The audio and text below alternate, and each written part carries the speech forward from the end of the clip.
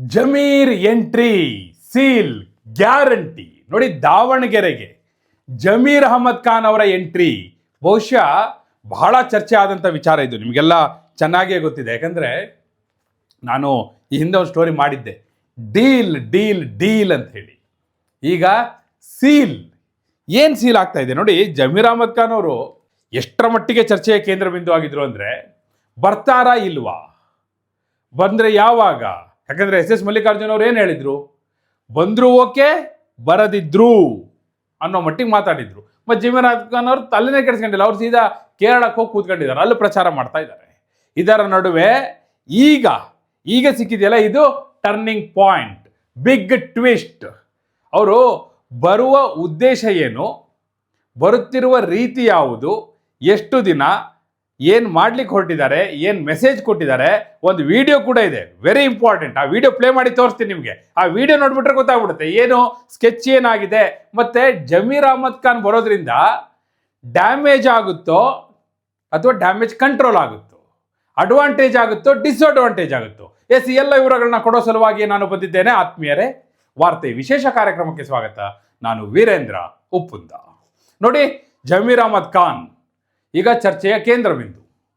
ನೋಡಿ, ಯಾವತ್ತು ಅಲ್ಪಸಂಖ್ಯಾತರಿಗೆ ದಾವಣಗೆರೆ ದಕ್ಷಿಣ ವಿಧಾನಸಭಾ ಕ್ಷೇತ್ರದಲ್ಲಿ ಟಿಕೆಟ್ ಇಲ್ಲ ಅನ್ನೋದು ಖಾತ್ರಿ ಆಯಿತೋ ಅವತ್ತೇ ಅವರು ದೂರ ಆದರು ಕ್ಷೇತ್ರದಿಂದ. ಎಷ್ಟರ ಮಟ್ಟಿಗೆ ಅಂದರೆ, ಆ ಕಡೆ ದಾವಣಗೆರೆಗೂ ಬರಲಿಲ್ಲ, ಈ ಕಡೆ ಬಾಗಲಕೋಟೆಗೂ ಬರಲಿಲ್ಲ. ಈಗ ಎರಡೂ ಕ್ಷೇತ್ರಗಳಿಗೆ ಸಂಬಂಧಪಟ್ಟ ಹಾಗೆ ಒಂದು ಬಿಗ್ ಮೆಸೇಜ್. ಮತ್ತು ಎಲ್ಲಕ್ಕಿಂತ ಮುಖ್ಯವಾಗಿ ಜಮೀರ್ ಅಹಮದ್ ಖಾನ್ ಎಂಟ್ರಿಯಿಂದ ಏನು ಮೆಸೇಜ್ ಪಾಸ್ ಆಗ್ತಾ ಇದೆ ಅಂಡರ್ ಕರೆಂಟ್. ನಾನು ಹಿಂದೆ ಒಂದು ಸ್ಟೋರಿ ಮಾಡಿದ್ದೆ, ಅದರ ಮುಂದುವರಿದ ಭಾಗ ಇದು. ಒಂದು ವಿಡಿಯೋ ಇದೆ, ನಾನು ಹೇಳಿದೆ ನಿಮಗೆ, ಪ್ಲೇ ಮಾಡಿ ತೋರಿಸ್ತೀನಿ ಅಂತೇಳಿ. ಆ ವಿಡಿಯೋದಲ್ಲಿ ಸ್ವತಃ ಮುಖ್ಯಮಂತ್ರಿಗಳು ಮಾತಾಡಿದ್ದಾರೆ, ಅಲ್ಪಸಂಖ್ಯಾತ ಮುಖಂಡರಿದ್ದಾರೆ. ಅವರು ಮುಖ್ಯಮಂತ್ರಿಗಳಿಗೆ ಕೇಳ್ತಾರೆ, ಜಮೀರ್ ಅಹಮದ್ ಖಾನ್ ಅವರು ಬರಬೇಕು ಇಲ್ಲಿಗೆ, ಅವ್ರು ಬಂದರೆ ಮಾತ್ರ ಇಲ್ಲಿ ನಮಗೆ ಅನುಕೂಲ ಆಗುತ್ತೆ ಅಂತ ನೇರವಾಗಿ ಹೇಳ್ತಾರೆ. ಆಗ ಮುಖ್ಯಮಂತ್ರಿಗಳ ಪ್ರತಿಕ್ರಿಯೆ ಏನು ಗೊತ್ತಾ? CM ಹೇಳ್ತಾರೆ, ಬರ್ತಾರ್ರಿ, ಅವ್ರು ಬರೋದಾಗಲೇ ಡಿಸೈಡ್ ಆಗಿದೆ. ಇಲ್ಲ ಸರ್, ಅವ್ರು ಬರಲೇಬೇಕು ಸರ್, ಬಂದರೆ ಅನುಕೂಲ ಆಗುತ್ತೆ ಅಂತ ಮತ್ತೆ ಮುಸಲ್ಮಾನ್ ಮುಖಂಡರು ಹೇಳ್ತಾರೆ. ಬರ್ತಾರಲ್ಲ, ಬಂದೇ ಬರ್ತಾರೆ.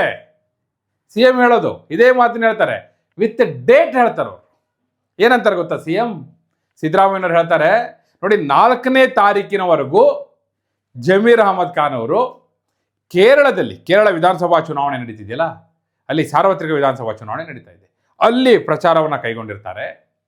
5ನೇ ತಾರೀಕು, ನೋಡಿ ವೆರಿ ಇಂಪಾರ್ಟೆಂಟ್, 5ನೇ ತಾರೀಕು ದಾವಣಗೆರೆಗೆ ಜಮೀರ್ ಅಹಮದ್ ಖಾನ್ ಅವರು ಬರ್ತಾರೆ. ಆನಂತರ 6 ಮತ್ತು 7ನೇ ತಾರೀಕು ಕಡೆ 2 ದಿನ, ಬಹಿರಂಗ ಪ್ರಚಾರದ ಕಡೆ 2 ದಿನ. 7ನೇ ತಾರೀಕು ಸಂಜೆ ಮೇಲೆ ಪ್ರಚಾರ ಮಾಡೋ ಆಗಿಲ್ಲ, ಯಾಕಂದರೆ 48 ಗಂಟೆ ಮೊದಲು ಪ್ರಚಾರ ಮುಕ್ತಾಯ ಆಗಬೇಕು. ಸೊ 6 ಮತ್ತು 7ನೇ ತಾರೀಕು ಜಮೀರ್ ಅಹಮದ್ ಖಾನ್ ಅವರು ಬಾಗಲಕೋಟೆಯಲ್ಲಿ ಬೀಡು ಬಿಟ್ಟು ಪ್ರಚಾರವನ್ನು ಮಾಡ್ತಾರೆ. ಇದು ಸಿದ್ದರಾಮಯ್ಯನವರ ಸ್ಪಷ್ಟ ನುಡಿ. ಆಗ ಅಲ್ಪಸಂಖ್ಯಾತ ಮುಖಂಡರೆಲ್ಲ ಹೇಳ್ತಾರೆ, ಅಷ್ಟಾದರೆ ಸಾಕು ಸರ್, ಹಾಗಾದರೆ ಭಾಳ ಅನುಕೂಲ ಆಗುತ್ತೆ, ಮತ್ತು ನೀವೊಂದು ಸಭೆ ತಗೋಬೇಕು ಅಂತೇಳಿ ಮಾತುಕತೆ ಮುಂದುವರಿಯುತ್ತೆ. CM ಅದಕ್ಕೆ ಅವರು ಕೂಡ ಮಾತು ಕೊಡ್ತಾರೆ, 4ನೇ ತಾರೀಕು ನಾನು ಬರ್ತಾ ಇದ್ದೀನಿ, 3-4ನೇ ತಾರೀಕು ಬಂದಾಗ ಒಂದು ಸಭೆ ಮಾಡೋಣ ಮುಸಲ್ಮಾನ್ ಮುಖಂಡರ ಜೊತೆ ಅಂತೇಳಿ CM ಸಿದ್ದರಾಮಯ್ಯನವರ ಮೀಟಿಂಗ್ ಕೂಡ ಫಿಕ್ಸ್ ಆಗುತ್ತೆ. ಆದರೆ ಇಲ್ಲಿ ನಾನು ಹೇಳಿದ್ನಲ್ಲ, ನಾವು ಗಮನಿಸಬೇಕಾಗಿರೋದು ಯಾವುದು, ದಾವಣಗೆರೆಯಲ್ಲಿ ಜಮೀರ್ ಅಹಮದ್ ಖಾನ್ ಬಹಳ ಚರ್ಚೆಯ ಕೇಂದ್ರ ಬಿಂದು ಆಗಿದ್ದಾರೆ. ಅಲ್ಲಿ ಅತಿ ದೊಡ್ಡ ಸಮುದಾಯ ಯಾವುದು? ಮುಸಲ್ಮಾನ್ ಸಮುದಾಯ. ಮುಸಲ್ಮಾನರೆಲ್ಲರೂ ಕೂಡ ಅಲ್ಲಿ ಬೇಸರಗೊಂಡಿದ್ದಾರೆ ಅನ್ನುವಂಥ ಚರ್ಚೆ ಇದೆ. ಇದೇ ಜಮೀರ್ ಅಹಮದ್ ಖಾನ್ ಅವರು ಅಲ್ಪಸಂಖ್ಯಾತ ಮುಖಂಡರಿಗೆ ಟಿಕೆಟ್ ಕೊಡಬೇಕು ಅಲ್ಲಿ ಪಟ್ಟಿಟ್ಕೊಂಡು ನಿಂತಿದ್ರು. SS ಮಲ್ಲಿಕಾರ್ಜುನ್ಗೂ ಅವರಿಗೂ ಕ್ಲಾಶ್ ಆಗಿತ್ತು, ಏಕವಚನದವ್ರಿಗೂ ಆಗಿತ್ತು. ಅವ್ನು ಯಾರು ಬಂದಿಲ್ಲಿ ಕೇಳಕ್ಕೆ ಅಂತ ಹೇಳಿದ್ರು SS ಮಲ್ಲಿಕಾರ್ಜುನ್. ಈ ಹಂತದಲ್ಲಿ ಈಗ ಜಮೀರ್ ಅಹಮದ್ ಖಾನ್ ಎಂಟ್ರಿ ಕೊಡ್ತಾ ಇದ್ದಾರೆ ದಾವಣಗೆರೆಗೆ. SS ಮಲ್ಲಿಕಾರ್ಜುನ್ ಹಾಗೂ ಜಮೀರ್ ಅಹಮದ್ ಖಾನ್ ಒಟ್ಟಿಗೆ ನಿಂತ್ಕೊಂಡು ಪ್ರಚಾರ ಮಾಡ್ತಾರ? ಆ ಸೀನ್ ನೋಡ್ಲಿಕ್ಕೆ ಸಿಗುತ್ತೋ ಇಲ್ಲೋ ಗೊತ್ತಿಲ್ಲ. ಆದರೆ ಜಮೀರ್ ಅಹಮದ್ ಖಾನ್ ಅವರು ಪಕ್ಷ ಒಂದು ತೀರ್ಮಾನವನ್ನು ಮಾಡಿದೆ, ಮುಂದೆ ಅಲ್ಪಸಂಖ್ಯಾತರಿಗೆ ಅವಕಾಶ ಕೊಡ್ತೀವಿ ಅಂತ ಹೇಳಿದ್ದಾರೆ, 2028ರಲ್ಲಿ ಅವಕಾಶ ಕೊಡ್ತೀವಿ ಅಂತ ಹೇಳಿದ್ದಾರೆ. ಹೀಗಾಗಿ ಪಕ್ಷವನ್ನು ನೋಡಿ ಬೆಂಬಲ ಕೊಡಿ ಅಂತ ಹೇಳಿ ಕೇಳಲಿಕ್ಕೆ ಈಗ ಅನಿವಾರ್ಯವಾಗಿ ಸಿದ್ಧರಾಗಿದ್ದಾರೆ. ಹೈಕಮಾಂಡ್ನ ಸಂದೇಶ ಅನ್ನುವ ಹಿನ್ನೆಲೆಯಲ್ಲಿ, ಸಿದ್ದರಾಮಯ್ಯನವರ ಮೆಸೇಜ್ ಅನ್ನುವ ಹಿನ್ನೆಲೆಯಲ್ಲಿ. ಅದೇನೇ ಆಗಲಿ, ಅವರ ಎಂಟ್ರಿಯಿಂದ ಅಡ್ವಾಂಟೇಜ್ ಆಗುತ್ತೋ ಅಥವಾ ಡಿಸ್ಅಡ್ವಾಂಟೇಜ್ ಆಗುತ್ತೋ, ಡ್ಯಾಮೇಜ್ ಆಗುತ್ತೋ ಡ್ಯಾಮೇಜ್ ಕಂಟ್ರೋಲ್ ಆಗುತ್ತೋ, ನಾನು ಹೇಳ್ತೀನಿ ಕೇಳಿ. ನಿಮಗೆ ನೆನಪಿರ್ಬೋದು, ಒಂದು ಉದಾಹರಣೆ ಕೊಡ್ತೀನಿ. ಚನ್ನಪಟ್ಟಣ ಉಪಚುನಾವಣೆ ನಡೀತು. ಚನ್ನಪಟ್ಟಣ ಉಪಚುನಾವಣೆಯಲ್ಲೂ ಕೂಡ ಜಮೀರ್ ಅಹಮದ್ ಖಾನ್ ಅವರು ಆರಂಭದಲ್ಲಿ ಪ್ರಚಾರಕ್ಕೆ ಬರಲಿಲ್ಲ. ಕಡೆಗೆ ಬಂದರು, ಕಡೇ ಹಂತದ ಪ್ರಚಾರಕ್ಕೆ ಬಂದರು. ಪ್ರಚಾರಕ್ಕೆ ಬಂದವರು ಜಮೀರ್ ಅಹಮದ್ ಖಾನ್ ಏನು ಮಾಡಿದ್ರು? ಎಲ್ಲ ಅಂದ್ಕೊಂಡಿದ್ರು, ಓ ಜಮೀರ್ ಅಹಮದ್ ಖಾನ್ ಬಂದರು ಅಂದರೆ ಅಲ್ಲಿ ಅಲ್ಪಸಂಖ್ಯಾತರೆಲ್ಲರೂ ಕೂಡ ಒನ್ ಸೈಡೆಡ್ ಆಗಿ ಓಟ್ ಹಾಕ್ಬಿಡ್ತಾರೆ, ಈಗ ಅವ್ರು ಬರೋದ್ರಿಂದ ಅಡ್ವಾಂಟೇಜ್ ಆಗುತ್ತೆ ಅಂತ ಎಲ್ಲ ಅಂದ್ಕೊಂಡ್ರು. ಆದರೆ ಏನಾಯಿತು? ಜಮೀರ್ ಅಹಮದ್ ಖಾನ್ ಬಂದರು, ಪ್ರಚಾರನೂ ಮಾಡಿದ್ರು. ಪ್ರಚಾರ ಮಾಡಿದವರು ಕೊನೆಗೆ ಸಂಜೆ ರಾತ್ರಿ ಅದು ಕತ್ತಲ್ ಪ್ರಚಾರ ನಡೀತಾ ಇತ್ತು, ಅಲ್ಲೆಲ್ಲೋ ಜನರೆಲ್ಲ ಸೇರ್ಕೊಂಡಿದ್ರು. ಇವ್ರು ಭಾಷಣ ಮಾಡ್ತಾ ಇದ್ದವ್ರು ಏನನ್ಬಿಟ್ರು ಜಮೀರ್ ಅಹಮದ್ ಖಾನ್? ಅಲ್ಲಿ ನಿಖಿಲ್ ಕುಮಾರಸ್ವಾಮಿ ಕ್ಯಾಂಡಿಡೇಟ್ ಆಗಿದ್ದು, ಕುಮಾರಸ್ವಾಮಿ ಪ್ರಚಾರ ಮಾಡ್ತಾ ಇದ್ರು. ಜಮೀರ್ ಅಹಮದ್ ಖಾನ್ ಏನನ್ಬಿಟ್ರು? ಕರಿಯಾ ಕುಮಾರಸ್ವಾಮಿ ಅಂದ್ಬಿಟ್ರು. ಇದೇ ಡೈಲಾಗ್ ಹೊಡೆದ್ರು. ಚನ್ನಪಟ್ಟಣದಲ್ಲಿ ನಿಂತ್ಕೊಂಡು ಕರಿಯಾ ಕುಮಾರಸ್ವಾಮಿ ಅಂತ ಹೇಳಿದ್ರೆ ಅದು ಅಡ್ವಾಂಟೇಜ್ ಆಗುತ್ತೆ, ಡಿಸ್ಅಡ್ವಾಂಟೇಜ್ ಆಗುತ್ತೆ? ನೀವೇ ಹೇಳಿ. ಭಾರಿ ದೊಡ್ಡ ಸುದ್ದಿ ಆಗೋಯ್ತದು. ಅದೇ ಸುದ್ದಿ, ಬೇರೆ ಚರ್ಚೆನೇ ಇಲ್ಲ. ಚನ್ನಪಟ್ಟಣದಲ್ಲಿ ಬೇರೆ ಚರ್ಚೆಯೇ ಇಲ್ಲ, ಬರೀ ಕರಿಯಾ ಕುಮಾರಸ್ವಾಮಿ ಅನ್ನೋದೇ ಚರ್ಚೆ. ಅದು ಅರ್ಧ ಗಂಟೆ ಮುಕ್ಕಾಲು ಗಂಟೆ ಅವರ ಭಾಷಣ ವೈರಲ್ ಆಗೋಯ್ತು. ಅವ್ರು ಬೇರೆ ಮಾತಾಡಿದ್ದು ಯಾವುದೂ ವಿಷಯ ಚರ್ಚೆಗೆ ಆಗ್ತಿಲ್ಲ, ಕೇವಲ ಇದೊಂದು ಪದ. ಕಡೆಗೇನಾಯಿತು? ಆ ಚರ್ಚೆಯೆಲ್ಲವೂ ಕೂಡ ಯಾವ ಹಂತಕ್ಕೆ ಹೋಯ್ತು ಅಂದರೆ, ಎಲ್ಲಿ ಅಂದರೆ ಭಾಳ ಮುಂದಿತ್ತು ಕಾಂಗ್ರೆಸ್, ತುಂಬ ಅಡ್ವಾಂಟೇಜಿಯಸ್ ಪೊಸಿಷನ್ಲಿತ್ತು, ವಿನಬಿಲಿಟಿ ಕ್ಲಿಯರ್ ಆಗಿತ್ತು. ಹಾಗಿದ್ದು ಕೂಡ ಒಂದು ಪ್ರಶ್ನಾರ್ಥಕ ಚಿಹ್ನೆಯನ್ನು ಇದು ಹುಟ್ಟಾಕ್ತು. ಅರೆ ಏನಾಗುತ್ತೆ ಈಗ ಅಂಥೇಳಿ. ಕಡೆಗೆ ವಿನ್ ಆದರು, ಬಟ್ ದೊಡ್ಡ ಡ್ಯಾಮೇಜ್ ಆಯಿತು ಆ ಸ್ಟೇಟ್ಮೆಂಟ್ ಅನ್ನೋದು ವಾಸ್ತವ. ಈಗಲೂ ಕೂಡ ಜಮೀರ್ ಅಹಮದ್ ಖಾನ್ ಇಲ್ಲಿ ಬಂದು ದಾವಣಗೆರೆಯಲ್ಲಿ ನಿಂತ್ಕೊಂಡು ಏನು ಭಾಷಣ ಮಾಡ್ತಾರೋ ಯಾರಿಗೆ ಗೊತ್ತು? ಅಲ್ಲಿ ಬೇರೆ BJPಯಿಂದ ಕ್ಯಾಂಡಿಡೇಟ್ ಯಾರು? ಶ್ರೀನಿವಾಸ ದಾಸ ಕರಿಯಪ್ಪ. ಈಗ ಮೊನ್ನೆ ಮತ್ತೊಂದು ಸ್ಟೇಟ್ಮೆಂಟ್ ಕೊಟ್ಟಿದ್ರು ಜಮೀರ್ ಅಹಮದ್ ಖಾನ್, ನೀವು ಗಮನಿಸಿರ್ಬೋದು. ಯಾವ ಬೀದಿ ದಾಸಯ್ಯ ಬೇಕಾದರೂ CM ಆಗಲಿ ಅಂತಿದ್ರು. ಇಲ್ಲಿ ಬಂದು ಇವನು ಯಾವ ದಾಸಯ್ಯ ಅಂದ್ಬಿಟ್ರೆ ಏನು ಮಾಡಬೇಕು? ಅರ್ಗಿಸ್ಕೊಳಕ್ಕೆ ಸಾಧ್ಯನಾ SS ಮಲ್ಲಿಕಾರ್ಜುನ್ಗೆ?